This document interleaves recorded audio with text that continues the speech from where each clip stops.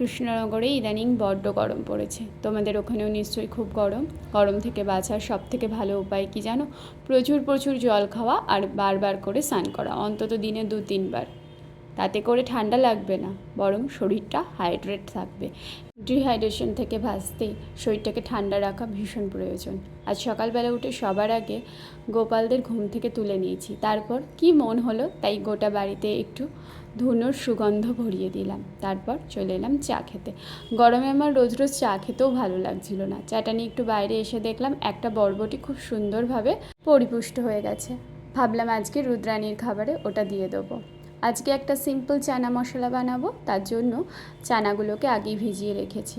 তারপর আদা, জিরে আর গোটা ধনে একসাথে বেটে নিয়ে ওটা তেলে ফোড়ন দিয়ে দিলাম, ভালো করে কষিয়ে তারপর দিলাম চানাগুলো আমি কালকে রাতে ভিজিয়ে রেখেছিলাম, বেশ ভালো কিন্তু ভিজে গেছিলো।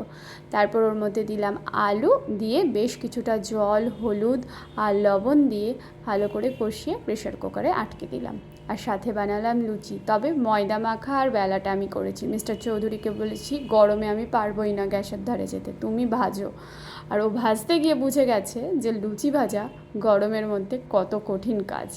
যাই হোক, কাজটা সমান ভাগে ভাগ করে নিলে নিজেদেরই ভালো হয়।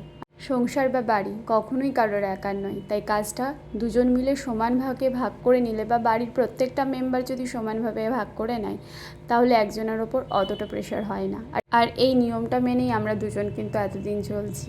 তাতে করে আমাদের কিন্তু একটুও মনে হয়নি যে বিয়ের পর আমাদের কাজ অনেক বেড়ে গেছে। যাই হোক, ব্রেকফাস্টটা করে বেশ কিছুক্ষণ আমি রেস্ট নিলাম, কারণ গরমে পারছিলাম না। তারপর স্নান সেরে চলে এলাম ঠাকুর ঘরে, পুজোটা দিয়ে নিলাম। আর এখানে তো টেম্পারেচার প্রায় 40 থেকে 45 ডিগ্রির কাছে চলে যাচ্ছে। আর এই গরমে সবচেয়ে চ্যালেঞ্জিং কী জানো? তুলসী গাছটাকে সতেজ রাখা। প্রচুর প্রচুর জল দিচ্ছি। সাথে আমার গাছগুলো গরমে যে ওরা কী কষ্ট পাচ্ছে, একটু শুধু বৃষ্টির জন্য ওয়েট করছি। শুধু আমি না, গোটা প্রকৃতিই হয়তো ওয়েট করছে। তোমরাও নিশ্চয়ই ওয়েট করছো, কবে যে বৃষ্টি পড়বে কে জানে। তারপর আবার কিছুটা রেস্ট নিয়ে চলে এলাম রান্নাঘরে। রান্নাটা আজকে না হয় নাই দেখালাম, চলো মেনুটা দেখাই। আজ ছিল ভাত আর লাউ দিয়ে মুগের ডাল। এটা কিন্তু গরম থেকে বাঁচতে খুব সুন্দর একটা খাবার। আর কালকে পটল চিংড়ি একটুখানি বেঁচে গেছিলো, তাই আজকে কিচ্ছু রান্না করিনি, ওই পটল চিংড়িটা দিয়েই খেয়ে নিয়েছি। অযথা তো কেটে লাভ নেই, খাবার যখন আছেই। আজকে এইটুকুই। আবার তোমাদের সাথে আমি গল্প করতে আসবো। ততক্ষণ ভালো থেকো আর সাবধানে থেকো। টাটা।